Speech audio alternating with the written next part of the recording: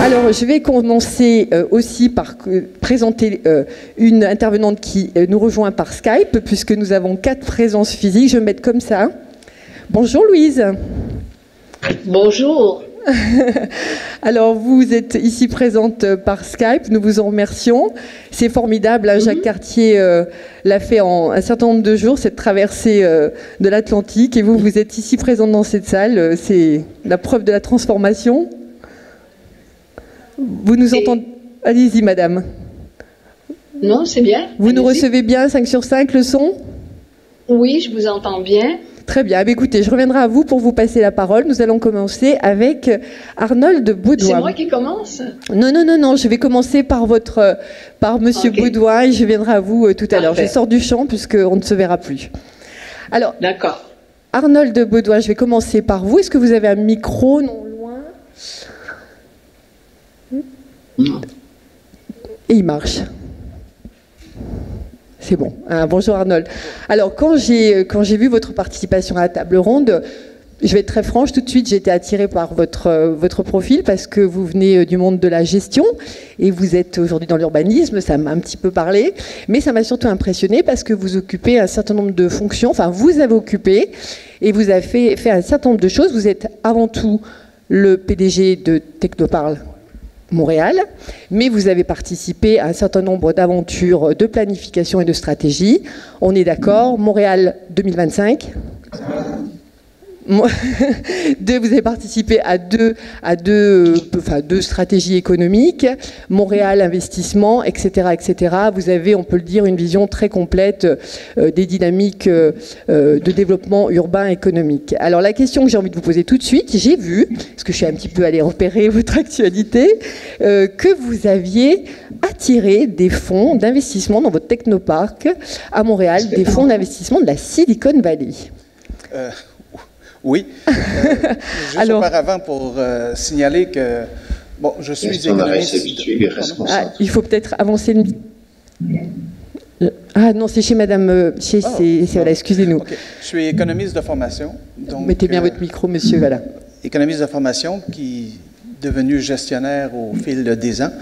Et en effet, depuis 2005, pour être précis, j'ai contribué et je participe, je collabore, donc tous les verbes, à la métamorphose de Montréal. Parce qu'en effet, ceux qui ont eu la chance de visiter Montréal depuis quelques années, c'est une véritable métamorphose qui est en cours. Et le grand plaisir, c'était que de plus en plus, l'aménagement du territoire, le développement du territoire et la promotion du territoire se conjuguent avec aménagement et développement économique, beaucoup. Les années antérieures, souvent, c'était des mondes qui étaient en compétition, pour ne pas dire en opposition, développement économique et aménagement. Aujourd'hui, le type de développement et d'activité économique qui apparaît sur le territoire, pour l'essentiel dans le grand centre de Montréal, fait en sorte que l'aménagement, le développement économique, comme je le disais, cohabitent facilement et travaillent main dans la main pour promouvoir cette métamorphose. Et oui, on attire aussi beaucoup. Montréal a la particularité d'attirer beaucoup de fonds de capitaux risqueurs, provenant notamment des États-Unis, la Silicon Valley, essentiellement parce que c'est une métropole qui est très, très forte en développement technologique. Et là, présentement, il y a une véritable vague d'investissement autour de l'intelligence artificielle. On a un réseau universitaire très, très fort. Il y a 2 chercheurs vedettes internationales, l'un à l'Université de Montréal, l'une à l'Université McGill, et ce qui fait en sorte que la majorité des capitaux risqueurs qui s'intéressent à l'intelligence artificielle viennent se positionner sur Montréal pour financer des activités, de même que les grands groupes, que ce soit Amazon, que ce soit Facebook, que ce soit Google, que ce soit Microsoft, ils sont tous ouverts des laboratoires, de même que Thales, une société française, a annoncé au cours des dernières semaines, l'ouverture d'un laboratoire sur l'intelligence artificielle. Donc vous attirez, vous êtes attractif. Est-ce qu'on peut un peu plus préciser quand même, on comprend bien parce que vous avez répondu, mais est-ce qu'il y a, on le voit d'ailleurs quand on pianote sur Google, enfin tout de suite il y a des formulaires pour attirer des talents français. Autour de nous, dans nos familles, on voit bien qu'il y a des jeunes gens qui ont pris un billet d'avion pour aller chez vous. Comment vous analysez un petit peu cette attractivité? Est-ce que c'est, j'imagine que c'est bien, mais est-ce que c'est immédiat dans les résultats que vous produisez, qui sont celui du plein emploi? Oui, je dirais c'est bien, mais c'est essentiel aussi d'être attractif, parce qu'en effet, Montréal particulièrement, et le Québec dans son entièreté, vit une nouvelle situation qui est une véritable situation de plein emploi. Et ce qui fait en sorte qu'on est dans un contexte généralisé de pénurie de main-d'œuvre. Donc, ce qui était l'objectif au cours des dernières décennies, d'avoir des objectifs de création d'emplois, maintenant, l'objectif prioritaire, on l'a bien vu aussi dans la dernière campagne électorale au niveau du Québec, c'est le talent, la formation, l'éducation qui sont devenus des thèmes majeurs et non pas en soi la création d'emplois pour de la création d'emplois. D'accord. Et donc, c'est un changement de paradigme total. Le talent, mais je reviens un tout petit peu sur encore cette question des fonds de la Silicon. Est-ce qu'ils auraient pu aller ailleurs? Dans le fond, est-ce que vous apparaissez déjà sur des choix éthiques, une façon de faire? Est-ce qu'il y a une touch comme ça qui commence à être identifiée dans la façon dont vous travaillez? Vous n'êtes pas obligé de répondre d'ailleurs, mais voilà. Pourquoi vous plutôt que d'autres? Il y a plusieurs facteurs, mais comme je disais, depuis une quinzaine d'années, Montréal s'est positionné très, très fortement parmi les grandes métropoles mondiales dans le domaine des effets visuels, des jeux, du numérique. Et là, ça a eu une première vague, dont l'un des premiers a été une société française qui est venue s'établir à Montréal, qui s'appelle Ubisoft, qui a eu un entraîneur. Présentement, toutes les grandes maisons de jeux numériques sont présentes à Montréal, internationales. Et là, présentement, la vague, elle est autour de l'intelligence artificielle et d'autres secteurs comme l'aéronautique et pharmaceutique, mais fondamentalement, on est autour de, comme je disais, des jeux, des effets visuels et du numérique. Très bien pour ce premier élément de contexte. Alors, on vient à votre métier. Vous êtes donc, vous avez une mission importante sur le Technoparle Montréal. Vous proposez, on est bien d'accord, Arnold Beaudoin, des solutions immobilières d'entreprise favorisant un environnement technologique. Alors, j'imagine que vous n'avez pas été indifférent à la présentation d'Archamps, etc. Nous n'allons pas revenir sur tout ce qu'elle a d'innovant et d'interpellant du point de vue de la question humaine, mais est-ce que vous êtes au fait de propositions, vous êtes conscient que si ces propositions vont valoriser un écosystème montréalais de première qualité, de premier ordre? Oui, personnellement, j'ai été interpellé par beaucoup des conférences ce matin, parce que nous sommes dans une période de revoir en profondeur notre plan directeur et d'aménagement de notre site, le Technoparc. Présentement, sur le lieu, il reste environ 750 000 mètres carrés de superficie de sol à développer, prêt à du développement. Et comme ce ne sont que des entreprises technologiques, et avec un petit peu de services, mais fondamentalement d'entreprises technologiques, lors de nos enquêtes auprès des travailleurs sur le site et auprès des employeurs, est apparu comme deux urgences pour le développement futur et même qui menaçaient le développement futur. Il y en a un qu'on a parlé beaucoup de mobilité. Mobilité, ne vous inquiétez pas, c'est des effets un petit peu du Skype. De mobilité. Donc, et par la chance, il y a un projet majeur dans la région de Montréal qui s'appelle le réseau électrique métropolitain, oui. Qui est un investissement de la Caisse de dépôt et qui va desservir l'aéroport international de Montréal. Et nous sommes collés, adjacents à l'aéroport international. Et nous aurons une station en plein cœur. Donc, toute la question de la mobilité des travailleurs devient, pas totalement, parce que j'étais d'accord, on parle de plusieurs mobilités, vient de trouver une solution quand même majeure. Et pourquoi c'est important? Parce que je ne peux pas parler au nom de l'Europe, mais en Amérique du Nord, il y a quand même un phénomène important. Dans toutes les grandes villes en Amérique du Nord, les centres-villes ont réellement boomé. Il y a eu un développement au cours des dernières années. Et l'une de ces caractéristiques-là, on entend beaucoup parler, la génération des millénials, c'est pour la première fois dans l'histoire, depuis que la voiture existe, la proportion des jeunes qui détiennent une voiture et la proportion des jeunes qui détiennent même un permis de conduire en Amérique du Nord, incluant au Québec, est en décroissance. Donc, c'est tout à fait un phénomène nouveau et c'est pour ça que la mobilité est apparue. On parle d'entreprises technologiques, donc qui recrutent beaucoup de jeunes main-d'œuvre et les jeunes ne voulaient plus se déplacer avec leur auto solo pour venir travailler chez nous. Donc, il fallait trouver une solution majeure. Et le deuxième, c'est la mixité des usages. Nous sommes, comme je dis, un parc d'entreprises. Et là, de plus en plus, vers le plan directeur que nous discutons avec les aménageurs de la ville, on parle d'aller vers la mixité d'usages, incluant du logement et du résidentiel, parce que les gens veulent, pour une bonne part, marcher vers leur lieu de travail. Et on s'inspire beaucoup du modèle de l'Innovation District à Boston, qui a été une zone qui était désindustrialisée, abandonnée, et que le maire de Boston a poussé un développement basé sur cette mixité des usages, mais une mixité verticale. C'est-à-dire qu'au rez-de-chaussée, des activités commerciales, des étages de bureaux ou d'hôtels et des résidences sur les étages supérieurs. On ne parle pas d'avoir des lots ou des îlots seulement de résidentiel, mais réellement de la mixité. C'est complètement verticale. hybridé. C'est donc ça qui vous intéresse aujourd'hui, Oui, et c'est là-dessus que vous travaillez. Exact. Et alors, comme je l'ai dit au départ, il y a un petit principe d'animation. Je ne résiste pas au fait de vous demander, donc, dans tous ces dossiers que vous avez poussés, vous étiez vous-même convaincu par ces évolutions? C'est venu où il y a eu des moments, des propres prises de conscience où vous vous êtes dit, oui, cette notion d'usage, c'est une évidence. Comment c'est venu chez vous dans votre parcours, dans la façon de pousser certains dossiers? Bien, comme je disais, je suis économiste de formation et donc je suis toujours prudent par rapport aux nouvelles tendances. J'ai une tendance personnelle d'être un optimiste, mais je suis très prudent, puis je donne toujours comme analogie, chez nous, dans les années 70-80, a émergé le travail à temps partiel. Et là, la majorité des gens prévoyaient, c'est la formule de l'avenir, tout le monde va être à temps partiel. Ça a atteint un plafond de 15 de la main-d'œuvre, puis ça n'a jamais bougé depuis ces 30-40 dernières années. Après ça est arrivé le travail autonome, c'était la même chose. Donc, quand il y a des tendances qui émergent, oui, elles sont parfois transformatrices. Elles prennent un élan fort au début des années, mais il faut être prudent à savoir ne pas baser toute notre réflexion de planification en disant c'est les tendances d'avenir. Et par exemple, on parlait de l'auto autonome qui s'en vient.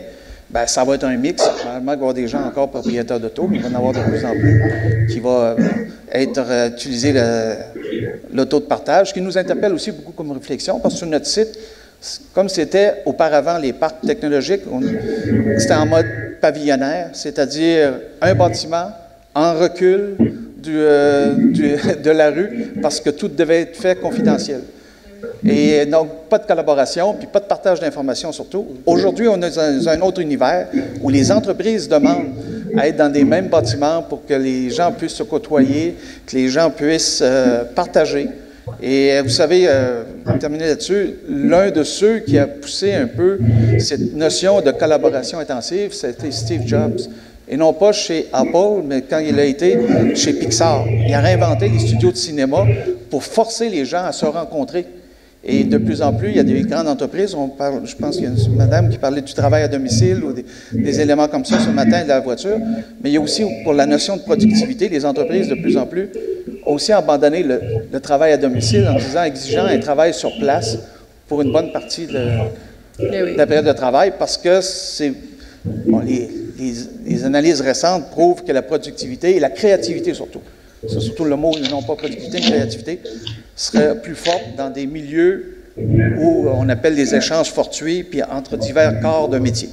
Très bien, merci beaucoup Anne Benoît pour cette première mise de fond là qui nous cadre bien Alors effectivement, on va passer la parole à Paul Lewis.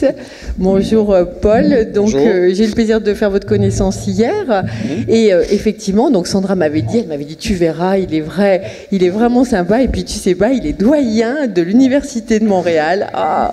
Et en effet. Et en effet, vous êtes professeur d'urbanisme à l'Université de Montréal. Vous êtes doyen, ça veut dire quoi? Ça veut dire que vous avez une très très fine connaissance de l'institution? Oui, on peut dire ça, mais j'étais doyen, je ne le suis plus depuis quelques mois seulement. En fait, j'ai quitté ce poste-là après un mandat. Mais en fait, doyen, c'est le responsable d'une faculté. Donc, dans notre cas, c'est une faculté qui regroupe les écoles d'architecture, d'urbanisme et d'architecture de paysage qui sont dans la même école et les disciplines du design d'intérieur, design de jeu et design industriel. 1500 étudiants, à peu près 60 profs maintenant. Oui.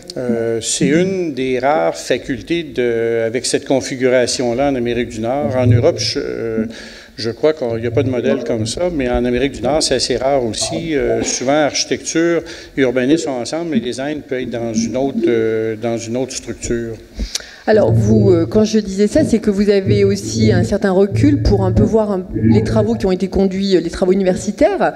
Et cette notion d'usage dont on a tant parlé, dont on parle tant dans nos travaux, y compris dans nos organismes, si je vous demandais un petit peu, alors pas son évolution, mais comment elle s'est installée. J'ai vu qu'au tout début, vous avez fait aussi un certain nombre de travaux, par exemple, comme un cardiologue, sur les artères commerciales. Vous avez beaucoup travaillé là-dessus. Donc, est-ce que petit à petit, les choses sont venues? Ce que je recherche, est-ce que, du point de vue du Québec, il y a une façon originale de porter ces questions? Sur les artères commerciales, je dirais qu'il y a sûrement une différence avec l'Europe, ou en tout cas avec la France, parce que il y a des exceptions, bien sûr, mais en général, nos artères commerciales dans les villes moyennes ou les petites villes, ou même dans les quartiers périphériques au centre-ville de Montréal, ont eu des années extrêmement difficiles. Dans certains cas, maintenant, ça va beaucoup mieux, mais il y a beaucoup d'artères qui ont beaucoup de difficultés. En partie parce qu'on a développé beaucoup les centres commerciaux en Amérique du Nord. Aux États-Unis, le nombre de mètres carrés par habitant est beaucoup plus élevé qu'au Canada. Mais même au Canada, on commence à avoir des centres commerciaux qui sont vides ou en train de se vider, notamment ce qu'on appelle les centres commerciaux intermédiaires, ceux qui font à peu près 30 000 mètres carrés, qui sont à la fois trop petits et trop grands. Donc, ils ne sont jamais tout à fait des commerces de proximité, puis ils ne sont pas non plus des commerces de destination. C'est qu'ils ne trouvent plus leur clientèle. C'est qu'il y en a un certain nombre qui vont devoir être redéveloppés parce qu'ils n'ont plus leur place dans le marché. Mais donc, on a développé beaucoup les centres commerciaux. Comme on est une société fortement motorisée, même si au Québec, on l'est moins que dans le reste de l'Amérique du Nord, qu'on utilise davantage de transports en commun que les États-Unis, par exemple, où ça plafonne, sauf dans la région de New York. Mais finalement, les artères commerciales ont beaucoup de difficultés à se positionner. Et en fait, celles qui réussissent le mieux sont celles qui sont situées dans des quartiers denses, où il y a une forte proportion de la population qui peut se rendre à pied. Et dans le fond, c'est pas compliqué. Un commerce a besoin de faire un chiffre d'affaires. Et si les gens ne peuvent pas venir en voiture, et s'il n'y a pas assez de résidents qui habitent autour, mais en fait, l'artère va avoir de la difficulté. C'est un peu la façon qu'on a de poser le problème, je dirais. Mais il y a d'autres dimensions qui sont importantes. Non, mais c'est intéressant, ça nous donne déjà un peu une... Alors après, vous avez été aussi de ceux qui ont fait prospérer la thématique de la marche, qui s'est installée petit à petit comme voilà, ces nouvelles thématiques des urbanistes, notamment dans une entrée très spécifique, si vous pouvez nous en parler, c'est très intéressant. Ben, oui, en fait, parler de la marche en Europe, je trouve ça toujours drôle parce qu'ici, on dirait que c'est comme naturel. Chez nous, c'est pas quelque chose de particulièrement naturel. Je dirais, en fait, il y a peu de gens qui marchent. Quand on regarde les parts modales de la marche au Canada, aux États-Unis, je dirais que c'est un peu homéopathique la plupart du temps. Il y en a relativement peu. Et il y a une dizaine d'années, on s'est intéressé aux raisons du déclin de la marche, parce qu'à une époque, on marchait davantage quand on était moins motorisé. Donc, on s'est intéressé au déclin de la marche. En fait, assez rapidement, on s'est rendu compte que les plus gros marcheurs en Amérique sont les enfants. C'est-à-dire que les parents sont en voiture, mais les enfants vont quand même dans une assez forte proportion à pied à l'école, mais ça a beaucoup diminué. Juste pour vous donner une petite idée, dans les années 80, on disait ou on calculait qu'à peu près 75-80% des enfants se rendaient à l'école primaire à pied. Là, je parle du 5-11 ans à peu près. Alors que nous, quand on a fait les études, on était autour de 30% à Montréal, dans la région de Montréal ou dans la région de Trois-Rivières. 30%. Et ce qui est assez étonnant, c'est de constater qu'il y a deux phénomènes qui jouent. Le premier phénomène, c'est que les enfants ont tendance à habiter plus loin de l'école que par le passé, parce qu'on fait des écoles un peu plus grosses que par le passé, parce qu'il y a de l'étalement urbain, parce qu'il y a moins d'enfants par famille. La densité d'enfants, par exemple, a diminué. Mais l'autre raison, c'est nous, ce qu'on appelait une sorte d'intolérance à la marche, c'est qu'on constatait que jusqu'à 400 mètres de distance de marche, la marche était le principal mode de transport pour se rendre à l'école, mais à partir de 400 mètres, ça diminuait. Puis 400 mètres, c'est rien du tout. Mais il y avait une sorte d'intolérance à la marche. Et on le voit, par exemple, chez les parents qui demandent des services de transport scolaire pour leurs enfants, même pour des distances très faibles. Au Québec, la règle, c'est que pour les enfants, normalement, c'est 1,6 km. La distance à partir de laquelle on offre le transport scolaire pour les enfants au secondaire. Au primaire, c'est 1,2. Puis les premières années du primaire, c'est 0,8 km. Et quand il y a de la capacité dans les autobus, les commissions scolaires peuvent vendre ces places-là aux parents et il y a une très, très forte demande pour acheter ces places-là parce que les parents considèrent que c'est, en fait, que ça n'a aucun sens que leurs enfants marchent 800 ou 900 mètres pour se rendre à l'école. Alors, on le voit bien dans vos réponses et dans la précision de votre réponse sur la marche, ça veut dire que la notion des usages dans les travaux universitaires, elle est complètement présente.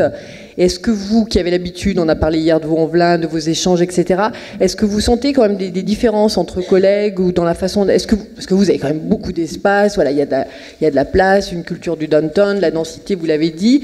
Est-ce qu'il y a des choses qui vont un petit peu à l'unisson ou il persiste quelques différences Entre universitaires, voilà, dans la façon de... Et les milieux de pratique, par exemple? Oui. En fait, je dirais que sur le plan de la marche, il y a une très, très forte convergence entre les gens dans le milieu universitaire et dans les milieux de pratique. Je dirais qu'il y a eu beaucoup d'évolution sur ces questions-là. Petite anecdote, quand on a commencé à s'intéresser à la marche chez les enfants, les gens en santé publique nous disaient, parce que c'est venu beaucoup de santé publique, la préoccupation pour la marche en Amérique, c'est lié à l'obésité qui était un phénomène, on avait quelques longueurs d'avance sur l'Europe, oui, beaucoup. Maintenant, peut-être que ça a tendance à disparaître ou s'estomper un peu, je dirais. Mais les gens de santé publique nous disaient, si les enfants ne marchent pas, c'est parce qu'il n'y a pas de trottoir sur les rues. Parce que c'est vrai, en Amérique du Nord, on construit des quartiers entiers où il n'y a pas de trottoir. Dans les quartiers anciens, il y a des trottoirs à peu près partout, pas partout, mais presque. Mais dans les banlieues, souvent, il n'y a pas de trottoir. Et donc, les gens de santé publique nous disaient, mais il faut construire des trottoirs partout. Et ce qu'on a constaté rapidement, c'est que même dans les quartiers où il n'y a pas de trottoir, la proportion d'enfants qui marchent pour aller à l'école est à peu près la même que dans les quartiers où il y a des trottoirs. Donc, le problème, c'est pas l'aménagement urbain nécessairement. C'est beaucoup les parents. C'est beaucoup les parents pour toutes sortes de raisons, mais dans certains cas, les parents refusent que les enfants marchent parce qu'il y a des questions de sécurité. Oui, questions de sécurité. Il y a eu des cas d'enlèvement médiatisés au Québec. Il y a des problèmes d'accidents. Par exemple, cette année, le nombre de piétons qui ont été blessés ou tués dans les rues de Montréal est quand même assez élevé, ce qui est quand même toujours inquiétant quand on a un parent qui envoie son enfant à l'école tout seul. Ça, c'est une autre dimension, d'ailleurs, le tout seul ou pas. Mais l'autre élément qui joue, c'est que les parents vont travailler en voiture. C'est que s'ils vont travailler en voiture, bien, ils déposent les enfants à l'école, même si l'enfant pourrait préférer marcher à l'école, parce que je pense que pour plusieurs enfants, il y a un plaisir aussi à marcher avec les copains qu'on perd quand on est en voiture. Donc, dernier petit point sur votre intervention dans votre part du jeu, ce sur quoi vous avez un peu milité dans cette partie un petit peu différente, d'évolution, des travaux, dans le cadre de vos... c'est quoi, c'est les tests que vous avez encadrés, vous avez essayé d'apporter des sujets un peu différents. Si vous deviez citer un exemple de quelque chose qui était votre part de jeu dans cette transformation. Mais en fait, je dirais que chez les jeunes, chez les étudiants en urbanisme, depuis une dizaine d'années, il y a un intérêt immense pour des questions de transport actif, c'est-à-dire la marche ou le vélo. Parce qu'il faut dire qu'on part de loin, on avait les enfants, ou en fait les adultes, marchaient relativement peu, mais le vélo était presque mort il y a une vingtaine, trentaine d'années. Maintenant, il y a une renaissance de la pratique du vélo qui est remarquable, je dirais. La Ville de Montréal, en fait, plein de villes au Québec ont fait de grands efforts pour développer un réseau cyclable. Il y a un système de vélo en libre service qui fonctionne bien. Les Québécois aiment bien dire qu'ils sont les deuxièmes plus grands possédants de vélos après les Chinois, en toute proportion gardée, bien sûr. Mais il y a une renaissance du vélo et chez les étudiants, mais ça se voit, c'est-à-dire que les sujets de thèse ou de mémoire tournent beaucoup autour des questions de transport actif, de la marche du vélo, mais aussi de la réappropriation de l'espace public pour des usages autres que la circulation automobile. Par exemple, l'urbanisme tactique, les installations éphémères, chez nous, ça fait beaucoup rêver les étudiants en urbanisme depuis depuis un bon nombre d'années. Mais ça, je crois que c'est quelque chose qu'on partage beaucoup avec la France. La France. Mais je vous le confirme, puisque nous venons de monter un échange sur l'urbanisme transitoire avec Nicole Gay, la maire du 7e. Je vais peut-être vous remercier et passer la parole de l'autre côté de l'Atlantique, à Louise Gay. Est-ce que vous m'entendez bien, madame ? Oui, je vous entends. Très bien. Alors, je vais me mettre dans le champ, là, comme ça, parce que c'est plus sympa si on se voit. Alors, Louise Gay, pardon, vous êtes donc présidente de Smart Move. Présidente du Living Lab de Montréal. De Montréal, et donc une non-profit organisation, donc ça, il faut bien le dire. Et donc, vous travaillez à décongestionner les villes, c'est bien cela? On travaille sur des projets... différents projets. Peut-être que ce sera intéressant que je mette le Living Lab en contexte. Moi, je suis une entrepreneur dans le monde de la technologie depuis plusieurs années. J'ai créé des startups et elles m'ont amené, en fait, à mettre vraiment l'usager au cœur du système. Et donc, j'ai vraiment suivi le monde de la technologie de la Silicon Valley, qui nous a amené du hardware, du software, des applications, des plateformes, mais qui maintenant investit les villes. Les grandes entreprises, Facebook, Google, maintenant c'est les villes qui deviennent leur marché. Nous, face à ça, on a créé un laboratoire urbain pour accompagner la métamorphose de Montréal. Il y a quelques années, on s'est dit, et c'est vraiment, donc je suis passée de la start-up à l'organisation à but non lucratif, basée sur l'initiative citoyenne, l'innovation ouverte et le co-design. Et là, on a créé un transpocamp parce que ça a été dit et c'est très juste, la mobilité, c'est le sujet de l'heure. Particulièrement à Montréal, notre nouvelle mairesse a été élue sur ce thème parce qu'on a beaucoup de congestion. Alors, on s'est dit, en utilisant cette approche, et on travaillait avec beaucoup de gens au MIT où les laboratoires vivants sont nés, on a fait des transpocamps, des camps sur les transports pour demander aux gens, comment vous voyez ça? Qu'est-ce qui serait important pour vous? Et ce qui est sorti de ça, les gens nous ont vraiment dit, écoutez, beaucoup de gens ne vivent pas dans la ville. Plus de 50% des gens qui viennent habitent en banlieue ou en région. Alors, ils nous ont exprimé, nous ont posé la question, est-ce qu'il faut vraiment que l'on vienne soir et matin, parce que le gros de la congestion, c'est les déplacements pendulaires, pour venir travailler? Est-ce qu'il n'y aurait pas moyen de rapprocher le travail de là où vivent les gens, plutôt que de les déplacer pour qu'ils viennent travailler? Et d'où le projet qui est né et qui est un réseau d'espaces de travail flexibles à Montréal, en banlieue et en région. Donc, on rapproche le travail des gens et tout à l'heure, Paul Louis parlait de l'enjeu des banlieues. L'enjeu des banlieues qui n'ont pas d'espace de vie urbain, de services de proximité, d'école. Quand vous vivez là, vous voulez que vos enfants puissent aller à l'école, entre autres, et amener un espace de travail flexible, c'est un premier pas pour amener des services de proximité. C'est un premier pas pour le développement en région. Et d'ailleurs, le dernier gouvernement provincial a été élu par les régions parce que les régions veulent des services, veulent des espaces urbains, en fait, des villes de réseau, des villes de partage. Et donc, le Living Lab a commencé de concevoir la ville comme des systèmes complexes. Pas seulement une ville qui attire et c'est vraiment une ville qui mise sur le réseau. Alors, j'ai vu... Et pour ça, on a développé une plateforme qui permet, au fond, de télécharger une appli et de choisir en temps réel sur demande un service, un poste, une salle près de où on est. D'accord. Et de pouvoir recevoir une clé numérique sur son téléphone. Parce que les gens s'attendent que nous utilisions le téléphone pour gérer l'accès de l'espace, l'accès à la mobilité et l'accès à l'énergie.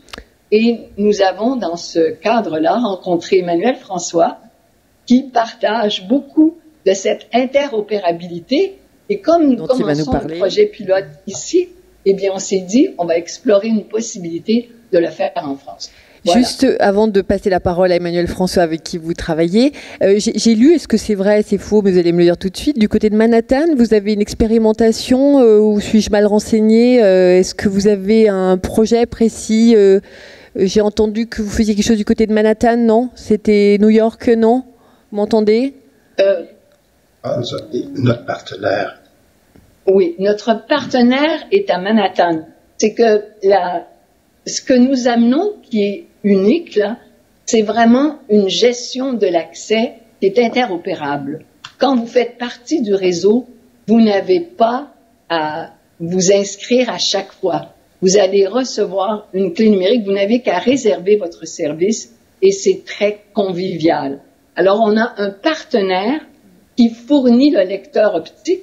Quand vous arrivez avec votre téléphone, vous le présentez devant ce lecteur optique, un peu comme quand on va dans certains hôtels, sauf que là, c'est devant des espaces de travail flexibles. Et notre partenaire, il est de New-Yorkais. Voilà, et on a aussi des partenaires français pour toute la couche iPass et blockchain.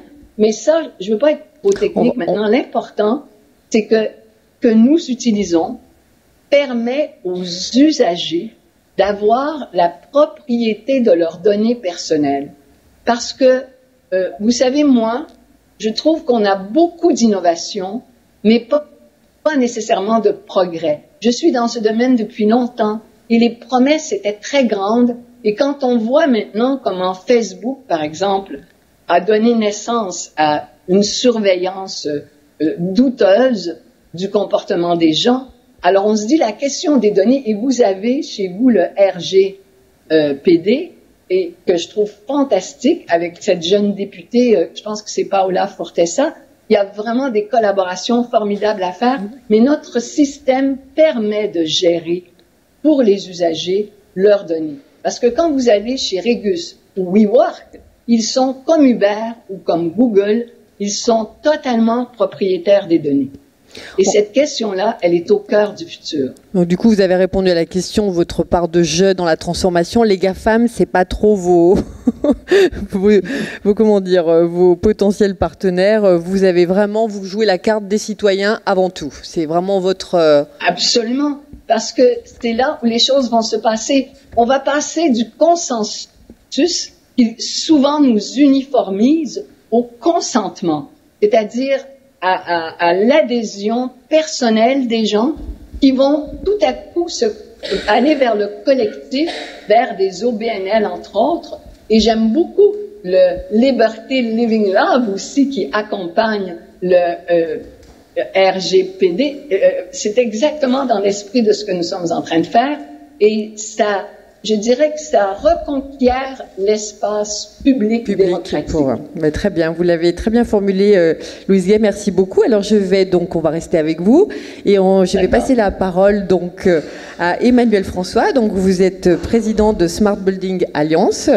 Là encore, on s'est rencontrés donc hier, on a un petit peu échangé et tout de suite on est venu sur la première information qui est que le bâtiment, c'est 40% des émissions.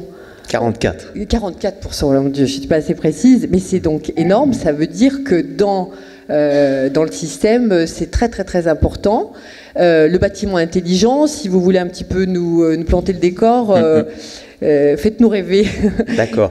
Alors, on peut parler d'énergie, parce qu'aujourd'hui, c'est vrai qu'on a un vrai problème au niveau de la planète. Et comme vous le disiez, le bâtiment, c'est 44% de la consommation énergétique mondiale. Et le transport, c'est presque 35%. Donc c'est vrai que si on travaille à la fois sur les émissions de CO2 du bâtiment et sur les émissions CO2 du transport, et qu'on arrive à réduire de 20% chacun de ces modes, eh bien, quelque part, je pense qu'on répond en partie aux enjeux mondiaux. Donc c'est vrai que là, il y a à faire. Et là, pour rejoindre tout ce qui a été dit, le numérique est une opportunité. Je dirais même c'est un cadeau, pour autant, comme le dit Louise, qu'on sache bien l'utiliser et que ce soit le citoyen, l'usager qui garde la propriété de ces données. Alors, comment l'utilisez-vous? C'est-à-dire, si je vais un petit peu plus loin dans la structure, comment elle est composée, comment elle s'anime. J'ai compris donc hier plus précisément que, en fait, vous formiez un collectif. Oui, tout à fait. Et vous essayez d'acculturer, de partager un certain nombre d'acteurs. C'est-à-dire que derrière le bâtiment, il y a l'idée de faire territoire, c'est ça? Voilà. Alors tout d'abord, si vous voulez, ça part d'une vision que j'ai eue et que j'ai partagée il y a 5 ans. C'est que le numérique venait percuter le monde de l'énergie. Et si on voulait répondre aux enjeux actuels, il y a 5 ans, ça ne pouvait pas se faire seul. Aucun acteur ne pouvait répondre seul à cette problématique. Absolument. Il fallait mettre tous les acteurs de la chaîne de valeur ensemble. Et comme on parle de bâtiments ou territoires connectés, il faut commencer déjà par l'essentiel, c'est le composant électronique. Voilà. Alors quand vous allez voir un Bouygues en lui disant maintenant il faut que tu t'intéresses aux composants électroniques, sinon tu vas passer à côté. C'est vrai qu'il lui il est dans le béton. Et ensuite on lui dit maintenant tu vas t'intéresser à la donnée. Donc tu vas aller voir IBM, Microsoft et d'autres, et tu vas t'intéresser à la donnée. Et bien entendu il faut s'intéresser à tous les acteurs de la chaîne de valeur, la maîtrise d'œuvre, la maîtrise d'ouvrage, les industriels, les collectivités. C'est un pari fou, mais qu'on a réussi au sein de cette association, la Smart Building Alliance, je répète, qui est lyonnaise, et qui est une initiative française, unique à ce jour au monde. Il n'y a pas d'autres organisations aujourd'hui qui existent et qui associent tous les acteurs de la chaîne de valeur. On est sur des organisations qui restent encore au niveau mondial silotées. Le bâtiment intelligent, la ville énergie positive, le territoire énergie positive, etc. etc.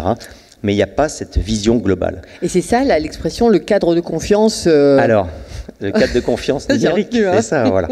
Mais effectivement, on s'est dit, pour qu'un bâtiment et une ville soient intelligentes, connectées, communicantes, comme on voudra, eh bien, il faut d'abord réfléchir aux prérequis. Il faut un cadre de confiance numérique dans lequel, à la fois l'usager, l'investisseur, les politiques aient confiance. Sans confiance, on n'ira pas très loin. Ouais, et elle est dure à installer, mais facile à rompre. C'est ce sur quoi, effectivement, les acteurs de la SBA ont réfléchi. Et en fait, je me rends compte qu'aujourd'hui, on est en avance. Parce que, effectivement, c'est un travail collaboratif, non pas d'une filière, mais 2 filières au pluriel. Et on s'est dit, quel est le prérequis pour qu'un bâtiment versus un territoire devienne une plateforme de service. On l'a dit tout à l'heure, le bâtiment, effectivement, devient hybride, ne va plus être dédié à un service, à une activité. Ouais, ça, on a encore du mal à se... Oui, c'est sûr, c'est clair que ça devient difficile, mais ça, voilà, on va vers des bâtiments totalement hybrides et on va en fait optimiser les espaces. Alors, si je prends l'exemple, Paris-Île-de-France, seulement 20%, allez, on va mettre un maximum 30% des espaces de bureaux sont utilisés. C'est-à-dire que 70% sont inutilisés, vacants. Donc vous voyez, aujourd'hui, ça ne peut pas marcher. Si on veut répondre aux enjeux climatiques, il faut arrêter de construire, ça ne marche plus. Et donc, quelque part, il faut optimiser ces espaces. Alors, voilà. Dans votre énergie, allez-y, Louis, je vous en prie, réagissez. Oui, je voudrais juste ajouter quelque chose. Ça m'inspire beaucoup. De toute façon, avec Emmanuel, on est en phase. Vraiment en écolocation, je dirais. Vous savez, on travaille avec des grands joueurs dans l'immobilier, dans la mobilité et bientôt dans l'énergie. Et ils fonctionnent encore de manière hiérarchique. C'est des grandes organisations. Alors, pour pouvoir y arriver, très souvent, ce sont les laboratoires d'innovation de ces grands groupes, que ce soit Michelin, Vinci ou autres, et eux sont transversaux. C'est cette transversalité que vous recherchez. qu'il faut réussir à mettre en place. C'est vrai. Et dans nos projets pilotes que nous allons faire, on va vraiment le démontrer. Et vous savez, ça prend pas des quantités énormes. Hein. Le tipping point, il est pas si élevé que ça. C'était combien de pourcentage, Claude? 4% de changement. Et tout à coup, on arrive à une fluidité, mais il faut que ce soit continu. Un petit peu. Pour nos amis montréalais, Emmanuel, on est d'accord, Confluence est une vitrine de ces questions. Voilà, vous recevez des délégations, j'imagine, étrangères, ou alors vous acculturez des acteurs de l'art métropolitaine Lyon-Saint-Étienne à c'est les immeubles aujourd'hui, les projets, pour ceux qui les visiteront. Vanessa disait qu'elle allait faire un petit tour peut-être à Confluence, des opérations un peu emblématiques de ces bâtiments intelligents à Confluence.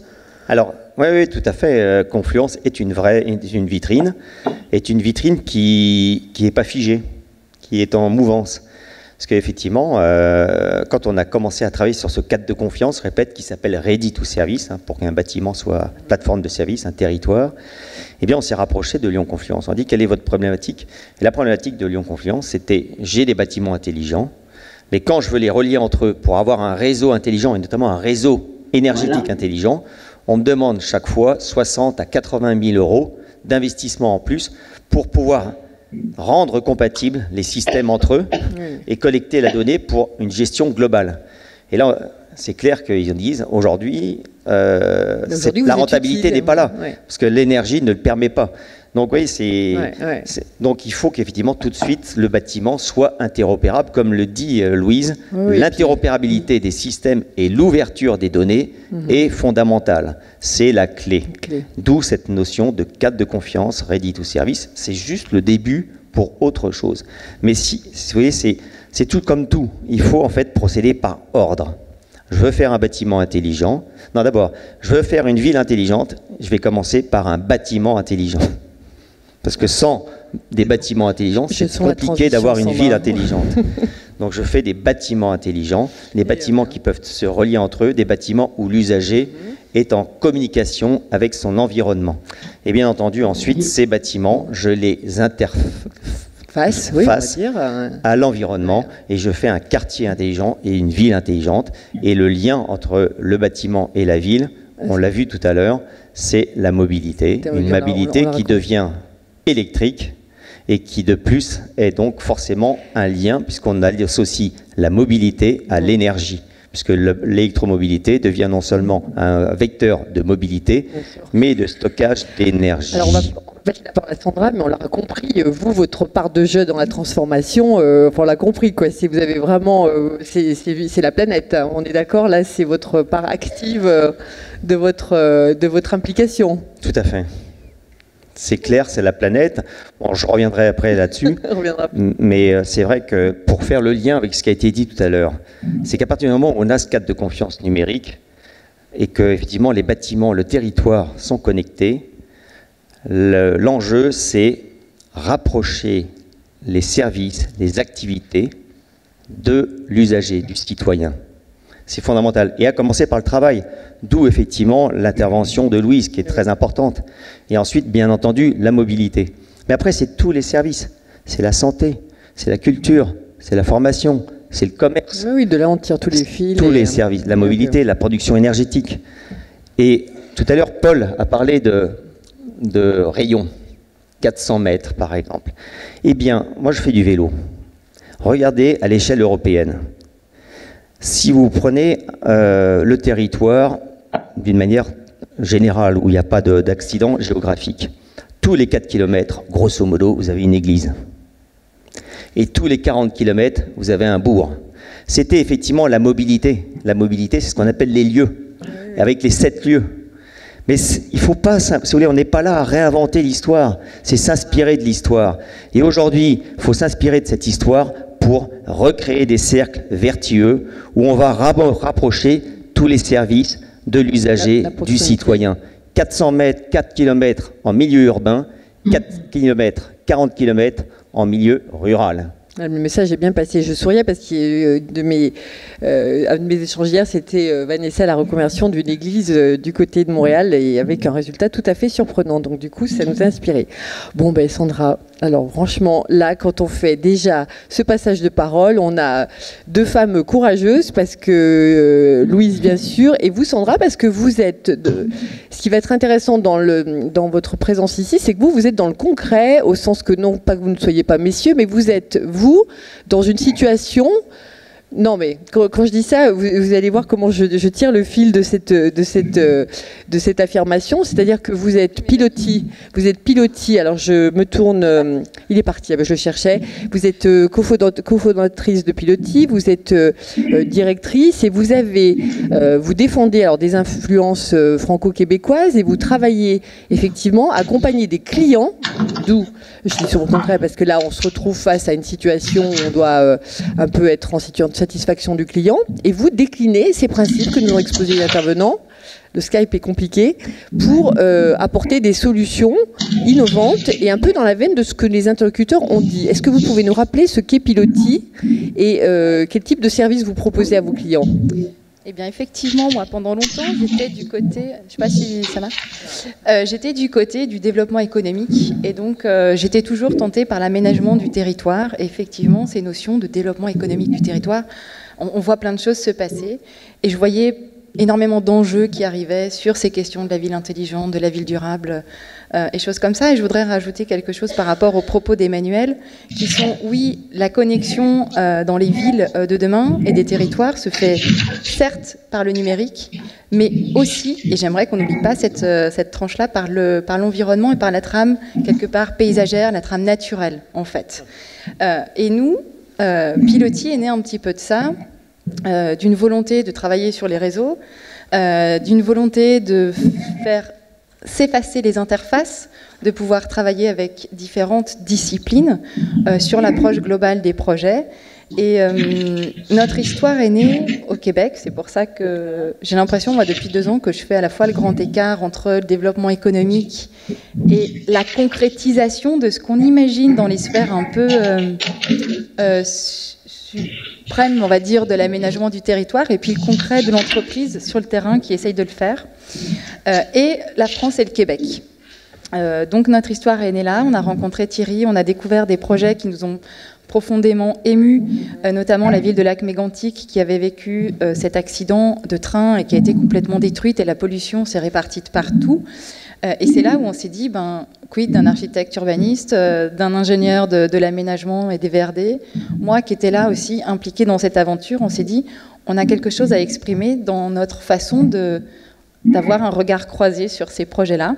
Donc effectivement, c'est pour ça qu'on porte aussi les entretiens Jacques Cartier depuis 3 ans. Donc ça, c'était un peu le déclic, on va dire, un peu plus même. Mais ça veut dire qu'après, dans votre travail, l'accompagnement de vos clients, oui, vous êtes dans un cahier des charges, on va dire, que oui, voilà, quand on dit concrètement, c'est ça, et vous déclinez-vous la façon sur tous les principes qu'on a énoncés, de dire, voilà, je vous propose un accompagnement, mais effectivement, avec ces esprits d'innovation, d'usage, d'interfaçage. Oui, alors, nous, c'est vrai qu'on intervient pas mal sur les projets d'aménagement, plus de territoire. On est moins en milieu urbain, on va dire, concentré, effectivement, quand on travaille sur les réseaux, parce que Cédric, qui est le président de Piloty, a un bureau d'ingénierie VRD. Donc, pour le coup, on est très dans le concret, dans la réalité de la connexion du bâtiment avec son territoire. Et en fait, souvent, il y a des interventions, on va dire, de pompiers. Enfin, la notion de VRD est très à la fin de la réflexion finalement de la conception du projet. Vous aimeriez l'anticiper, la mettre en amont dans la façon de travailler. Et tenir compte à la fois du contexte, de l'enjeu, de l'environnement du site, de ce que sont les flux, de ce que sont les mobilités, de ce que sont finalement d'un site qui n'a peut-être pas d'histoire ou qui en avait une et qui va être complètement transformé. Donc effectivement, il y a une notion de résilience, on va bouger les équilibres, il va falloir les anticiper. Et moi, ce qui m'intéresse dans mon métier aujourd'hui, c'est de regarder au-delà de la parcelle finalement foncière. Et effectivement, c'est oui, il y a des interactions de cette parcelle avec son environnement sur différents champs. Et je crois que c'est là où on peut être intelligent sur l'approche de cette frange qui est finalement commune à énormément de gens. Et de commencer à... Et ça veut dire que concrètement, par exemple, quand vous recrutez, est-ce que vous avez la notion, quand vous agrandissez votre équipe dans le cadre d'un projet spécifique, dans le recrutement, c'est qui? Alors, il faut une personne qui ait l'hybridation des savoirs pour avoir cette capacité dans la parcelle et le raccordement? Aujourd'hui, ce qu'on essaye de faire, effectivement, c'est d'aller chercher des compétences qui sont diverses parce que chaque projet est complètement différent. Donc, c'est aller chercher les bonnes compétences aux différents moments. Et aujourd'hui, moi, effectivement, on a la chance. Piloty commence à avoir des projets qui sont très nouveaux et on a conscience de ces nouveaux métiers. Et la question, c'est j'ai envie d'avoir quel profil demain. Moi, j'ai des profils québécois, enfin en tout cas des pratiques québécoises qui m'interpellent beaucoup. Et comme on milite beaucoup pour cette interaction franco-québécoise, j'aimerais effectivement recruter éventuellement un Québécois qui a cette notion de développement de l'espace, de l'aménagement. Enfin, je pense que c'est là où on peut être intéressant. Alors, par exemple, vous êtes physiquement basé où, par exemple? Est-ce que vous êtes dans un technoparc? Alors, Québec, parce qu'on va refaire le lien là, du coup, sur le. Alors, Si je prends ma casquette française, effectivement, on est aux portes de Lyon. Pilotis est basé à Satola CRIE. Et quand on est à Montréal, on est basé sur le Technoparc de Montréal parce que justement le Technoparc répondait aussi à finalement les valeurs qu'on avait de l'aménagement, d'apporter à la fois du développement économique tout en préservant l'environnement. Donc ça veut dire qu'on va repasser la parole à Arnold, ça veut dire qu'une société comme la vôtre, qui est un peu la synthèse de tous ces principes, a besoin d'écosystèmes, d'habitats d'entreprise encore plus hybridants pour répondre à vos questionnements, à faire des interfaces. Est-ce que vous êtes sensible à ces entreprises qui réexplicitent des nouveaux besoins et le fait d'être encore plus en contact avec d'autres milieux professionnels pour bien faire leur métier? Oui, on est très sensible, puis comme je le disais, non seulement on doit l'être, mais c'était comme une nécessité de survie, parce que notre endroit et les entreprises qui offrent chez nous, comme ce sont des entreprises technologiques, puis qui embauchent une main-d'œuvre relativement jeune, on a 5000 employés qui travaillent sur les lieux, très, très jeunes, donc ils ont des sensibilités nouvelles par rapport à la protection de l'environnement, par rapport à des cadres bâtis. Ils sont quasiment par essence aussi très, très techniques, dans le sens des technologies. Donc, ils veulent les utiliser. Donc, tout ce qui est nouvelle technologie, pour eux, il n'y a pas d'inconfort, il n'y a pas de problématique autre que celle qui a été abordée, je pense, qui intervient dans plusieurs endroits, qui est la question de la conservation des données privées, la protection de la vie privée. Ça, c'est dominant, je pourrais y revenir. Puis l'autre élément, c'est par rapport, quand on parlait d'un projet, nous, on a une partie de notre territoire qui représente environ, je dirais, environ 300 000 mètres carrés, qui est une protection d'éco-territoire. Donc, quand même, le lieu, au fil des ans, par la pluie, par l'écoulement des eaux, il y a des éco-territoires qui se sont formés. Et on a développé avec le ministère de l'Environnement un concept de protection et de développement, d'implantation, tout en protégeant 50% du territoire à des fins de parc nature et de protection d'éco-territoire. Et ce projet-là est parrainé par Hubert Reeves, qui a venu visiter le lieu, qui a échangé beaucoup avec nous et c'est le seul projet de type, entre guillemets, industriel, donc il parraine parce que justement les valeurs de ces jeunes entrepreneurs ont évolué. D'aller vers un écosystème de plus en plus intelligent avec... pour des directeurs comme Sandra. Voilà, les divers éléments d'aller de l'avant. Et justement, comme je le signalais, avec l'arrivée du réseau électrique métropolitain, on voit qu'il y a une nouvelle effervescence. La demande sociale est très importante. Alors, pour conclure, puisque je crois que le mot de conclusion est pour bientôt, on a pris un petit peu plus de temps que prévu, je vous propose peut-être une dernière prise de parole sur une part de nous, ce qu'on pourrait faire peut-être ensemble. C'est un petit peu brutal de dire ça comme ça, mais est-ce que quand vous êtes... les entretiens chaque quartier, il y a les rencontres physiques, mais bon, il y a pas mal d'échanges, etc. Est-ce que vous nourrissez on va reprendre du côté d'Arnold Baudouin et après défiler la parole. Est-ce que vous nourrissez quelques espoirs sur des projets, des concrétisations ou des choses à la manière dont ce qu'on a dit ici entre Sandra et vous pourrait concerner des petits prototypes ou des pistes d'action pour incarner cet esprit franco-québécois et lui donner une présence dans l'espace? Beaucoup d'espoir. Moi, personnellement, ça fait plus d'une douzaine d'années que je participe et je collabore aux entretiens Jacques Cartier. Et en effet, même si nous sommes de cultures souvent différentes, parce que notre positionnement en Amérique du Nord nous amène parfois à voir les choses différentes, nous tirons beaucoup de leçons l'un de l'autre. Et on parlait du projet Confluence, qui est un projet d'expérimentation qui nous a beaucoup inspirés.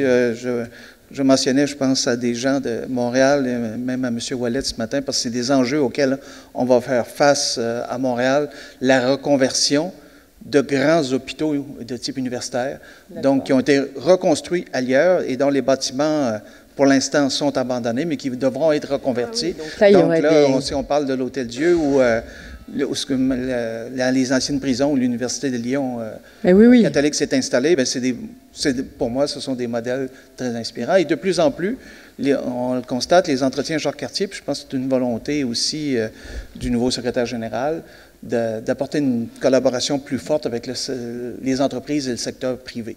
Très bien. Parce qu'à l'origine, c'était beaucoup institutionnel, c'est-à-dire de ville à ville ou d'université à universitaire. Merci pour ces pistes, c'est déjà très, très précis, on imagine.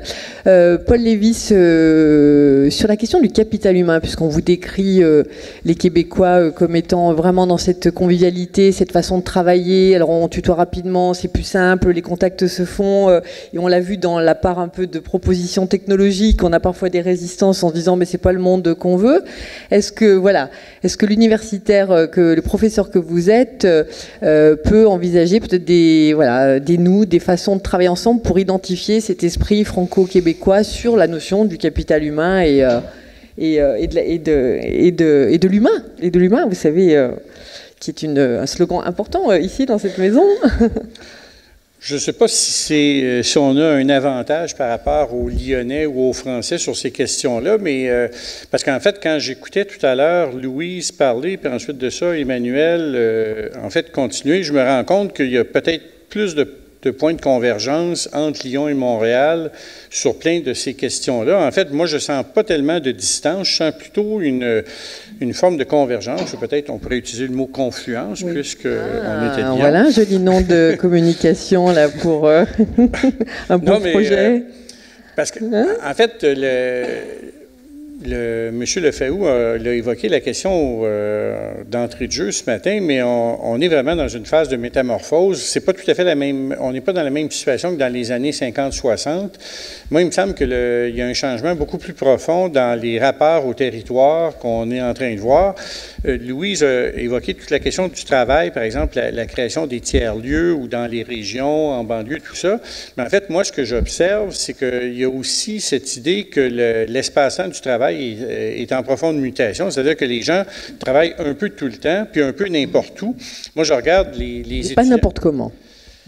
Non, pas n'importe comment, mais je regarde, par exemple, les étudiants, je trouve que ça annonce ou ça nous aide à comprendre ce qui s'en vient, mais en fait, travailler dans les cafés, dans les espaces de coworking, c'est quelque chose d'assez naturel. Et donc, le rapport au territoire ou la définition des différents lieux va changer. Puis avec l'arrivée des nouvelles mobilités que va permettre, par exemple, la voiture autonome, on peut imaginer qu'il y aura une transformation profonde. C'est que dans nos façons de nous déplacer et de nous installer dans les lieux. Moi, je ne sais pas, je ne suis pas tout à fait devin. Puis en fait, quand on regarde ce qui s'est passé ou en fait les prédictions qu'on a pu faire par le passé, on se rend compte qu'il y a eu beaucoup d'erreurs. C'est que je ne ferai pas de prédictions, mais une chose est sûre, c'est qu'il y aura des changements majeurs dans les prochaines années. Puis en fait, il ne faudra jamais oublier ce que Louise disait, c'est que dans le fond, il faut placer l'humain au cœur du dispositif. Ouais, parce que dans le fond, tout ça, c'est pour lui, ou en fait, c'est lui qui va décider comment ça va se réaliser. Arnold a un peu évoqué certaines tendances passées qu'on avait vues comme étant dominantes, puis elles ont été le temps du démarrage. Parce que, évidemment, quand on fait la croissance à partir de zéro, mais on a des taux de croissance presque infinis. Mais à un moment donné, ça plafonne. Ça a été le cas de bien des phénomènes. Mais je pense que la transformation que va amener la voiture autonome, la transformation qu'amènent les nouvelles technologies qui nous permettent de faire plein de choses à distance, vont changer passablement le rapport au territoire. En tout cas, merci Paul. Et c'est sympa là, cette idée du café. Enfin voilà, il y a peut-être quelque chose un peu d'un atterrissage concret pour l'année prochaine, qui sait. Tous les deux, bon, vous l'avez dit, hein, vous aimez travailler ensemble. Vous nous dévoilez un petit scoop, quelque chose sur l'année qui vient. Il y a des pistes concrètes. Oui, alors j'aimerais vraiment vous communiquer à quel point nos partenaires immobiliers dans la mobilité, les petites start-up, sont autant actifs à Montréal. Bien sûr, le pilote est plus avancé, mais il y a une vraie possibilité de pouvoir faire aussi un pilote en France. On peut le démarrer en 2019. Et j'ajouterais à ceci, pourquoi? Parce que je pense que nous, à Montréal, à Lyon, en France, au Québec, au Canada, on est préoccupés dans le beau sens par le progrès. On pense pas seulement à innover. On veut être plus heureux. On veut qu'il y ait moins d'inégalités, alors que l'innovation amène une inégalité insupportable. Les 3 plus grands milliardaires, je ne sais plus à combien de pays ils équivalent. Ça ne s'est jamais vu dans l'histoire. Alors je crois que nous avons des valeurs démocratiques, des valeurs humaines que nous sommes capables de mettre de l'avant.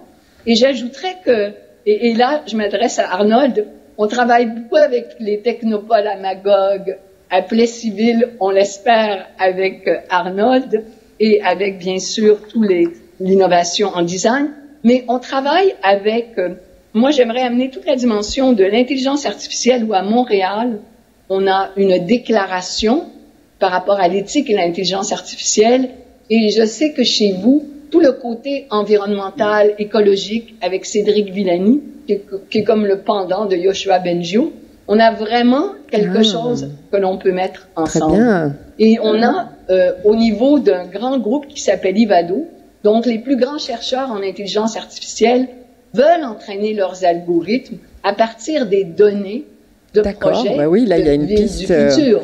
Et bien sûr, on travaille aussi avec un autre groupe en sciences humaines sur vraiment être attentif aux signaux faibles et aux signaux forts des écosystèmes d'innovation, mais les véritables innovations. Alors, je pense qu'on a tous les atouts pour pouvoir faire des projets communs. C'est des très belles pistes aussi. Merci Louise. En 2 mots, Emmanuel, parce que je sais que... on est en phase, on est en phase. Donc avec Louise, ça fait déjà 1 an qu'on dit qu'il serait bien de lancer maintenant la Smart Building Alliance au Québec. Là, je vois qu'il y a des acteurs ici. On a lancé la Smart Building Alliance en Suisse il y a 1 mois. On va lancer la Smart Building Alliance en Belgique, au Luxembourg, en Angleterre, en Allemagne. Absolument. Et c'est vrai que c'est important qu'on puisse la lancer au Québec et que quelque part, le Québec soit la tête de pont sur l'Amérique du Nord. On était au présent au CES à Las Vegas cette année, on y sera de nouveau cette année. Et je pense que là, il y a vraiment déjà quelque chose, une vraie opportunité pour porter les écosystèmes français et canadiens. Bravo. Ensuite, je rebondis sur l'offre que proposait Louise, du concret. Eh bien, effectivement, en Lyon, on a tout pour déployer Interlieu à l'échelle du territoire. Et en même temps qu'il y a cette expérimentation qui se fait à Montréal, pourquoi pas la dupliquer également sur le territoire de la métropole. Je pense que c'est clair.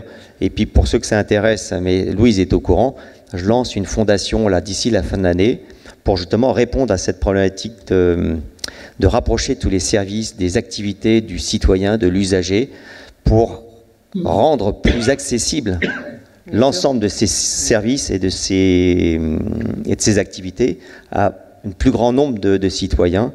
Et donc cette association s'appelle MAGE et ça peut être aussi un bel exemple de coopération franco-canadienne. Parfait. Absolument. Et donc nous finirons avec Sandra qui, voilà, de sa présence féminine incarne aussi par définition la transformation, les profils les profils féminins actifs et donc quelles sont les perspectives, Sandra, aujourd'hui sur voilà, des pistes pour l'année prochaine dans ce cadre des entretiens Jacques Cartier, quels contacts ou pistes vous avez fait prospérer ou secrètement vous dites tiens ça serait super, aller travailler peut-être au Technopole.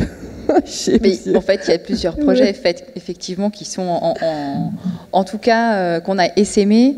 Moi, je reprendrai simplement les mots de Thierry Roche, parce qu'à chaque fois qu'on parle de ces choses-là, en fait, il est inspirant. Ce qui fait avancer les choses, c'est les projets et les projets concrets. Donc, en fait, ce qu'il faut qu'on trouve, c'est des projets concrets. On sait qu'aujourd'hui, on avance avec différents partenaires, et c'est là où on peut explorer en fait nos différentes compétences. Le projet de Living Lab en est un, et il faut qu'on puisse aller s'exprimer. Quid d'un côté du Québec, quid en France avec ces regards croisés. Enfin voilà, moi j'aimerais réussir à faire ça. Mais vous allez sûrement réussir. Mais écoutez, moi j'avais compris qu'il y avait les BPOS, les bâtiments énergie positive. Je découvre ce soir qu'il y a les GPOS, les gens à énergie positive. Bravo à vous, merci. Et promis, je ne survolerai plus le Canada et le Québec. Je m'arrêterai avant d'aller aux États-Unis. Merci à vous, bravo. Merci à tous.